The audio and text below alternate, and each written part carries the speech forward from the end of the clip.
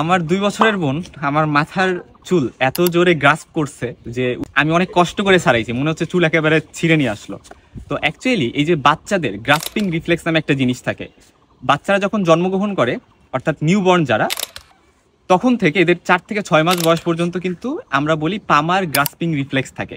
অর্থাৎ এই যে পাম অফ দ্য হ্যান্ড, এখানে যদি আমি একটা আঙুলও দিই, ওদের এই আঙুলগুলো অটোমেটিক্যালি ফ্লেক্স করে এরকম ধরে ফেলবে, যেটাকে বলি আমরা পামার গ্রাস্পিং রিফ্লেক্স। এটা সব বাচ্চার ক্ষেত্রে থাকবে, যদি না থাকে সেটা অ্যাবনর্মাল, সো থাকতে হবে। তো 4 থেকে 6 মাস পরে দেখা যায় যে বাচ্চার বয়স যখন 4 থেকে 6 মাস হয়েছে তখন এটা ডিসঅ্যাপিয়ার করে যায়। কিন্তু এই যে আমার 2 বছরের বোনের কথা বললাম, তাহলে ওর গ্রাস্পিং পাওয়ার এত কেন বেশি?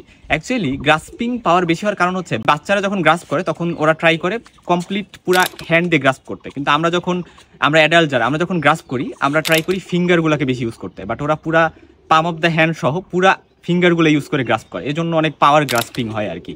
এটা একটা বিষয় গেল। আরেকটা বিষয় হচ্ছে এই পামার গ্রাস্পিং রিফ্লেক্সের ক্ষেত্রে এটা কিন্তু কোনো ইচ্ছা করে ওরা করে না, আমি এখানে হাত দিলাম অটোমেটিক্যালি গ্রাস্প করবে, সেটা একটা রিফ্লেক্সিভ প্রক্রিয়া। বাট আস্তে আস্তে ভলেন্টারি কন্ট্রোলটা যখন হয় তখন হচ্ছে এই রিফ্লেক্সিভ প্রক্রিয়াটা কিন্তু আস্তে আস্তে ডিসঅ্যাপিয়ার করে।